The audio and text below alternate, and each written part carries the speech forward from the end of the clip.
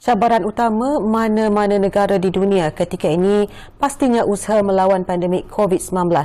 Ketika kadar jangkitan di Malaysia mula meningkat, saat itu juga berlaku peralihan tampuk pemerintahan Kerajaan Persekutuan. Menjelang 1 Mac esok, genap setahun Kerajaan Perikatan Nasional menerajui negara. Mungkin mereka bukan kerajaan yang dipilih, tetapi kerajaan yang diperlukan Malaysia.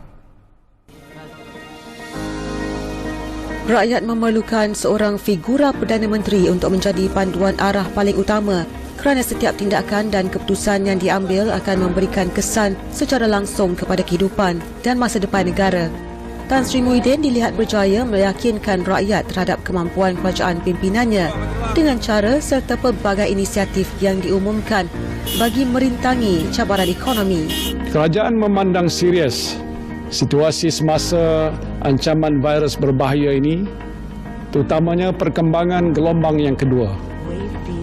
Keutamaan kerajaan kita pada masa ini adalah untuk mencegah penularan baru wabak ini yang dibimbangi akan menjangkiti lebih ramai rakyat. Situasi semasa wabak ini memerlukan tindakan drastik diambil bagi memulihkan keadaan secepat mungkin. Dan untuk itu kerajaan memutuskan untuk melaksanakan Perintah Kawalan Pergerakan. Langkah berani ini tidak dibuat secara membuta tuli meskipun rakyat tidak boleh menjalani kehidupan seperti biasa dengan ada yang terputus pendapatan. Namun Tan Sri Muhyiddin seakan berada satu langkah di hadapan dengan perancangannya untuk mengimbangi antara kelestarian hidup rakyat dan kestabilan ekonomi negara.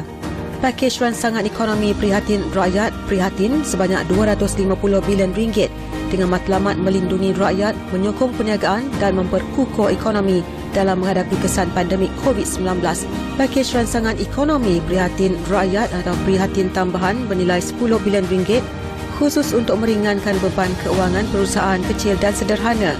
Pelan jana semula ekonomi negara atau ringkasnya penjana dengan 40 inisiatif bernilai RM35 bilion dengan RM10 bilion merupakan suntikan fiskal langsung daripada kerajaan.